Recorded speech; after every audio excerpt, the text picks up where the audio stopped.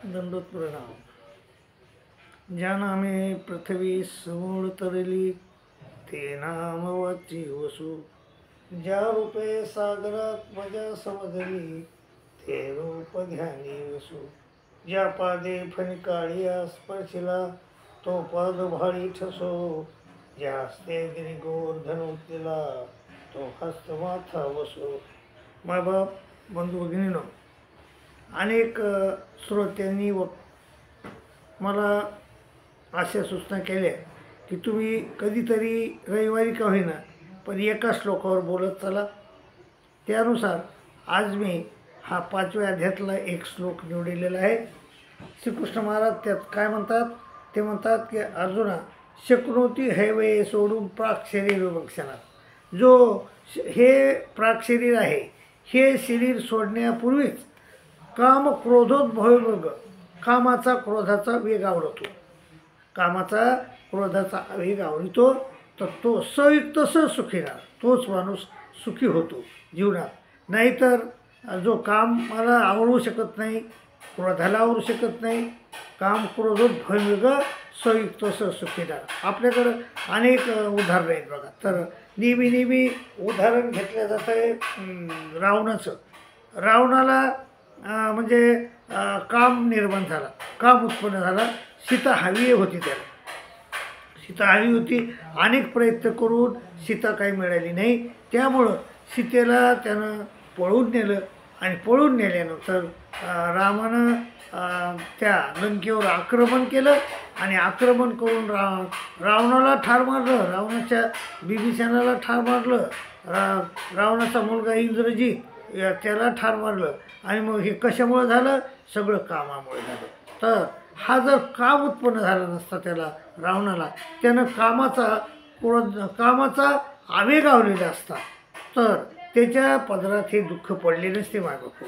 तसंच दुसरं एक उदाहरण आहे, तो म्हणजे सहस्त्रार्जुनाचं. सहस्त्रार्जुनाचा राजा होता. त्याला दत्तात्रय महाराज प्रसन्न झाले आणि त्याने दत्तात्रय महाराजांनी त्याला सहस्त्र हाताचं बळ दिलं, 1000 हाताचं बळ दिलं. आणि पण एक गोष्ट सांगितली की म्हणले गाईला आणि ब्राह्मणाला ॲट ए टाईम मारू नको. आणि मग काय झालं बाबा, हा सहस्त्रार्जुन बऱ्याच वर्षी त्यानं राज्य केलं आणि नंतर एक दिवस तो त्या काय आता ती जी बाई आहे त्या एका ऋषीच्या आश्रमात गेला आणि त्या ऋषीनं जवळ एक गाय होती कामधेनू. त्या गाईनं स्वयंपाक केला गाईनं आणि तो स्वयंपाक खाल्ला त्या सहस्त्रराजानं.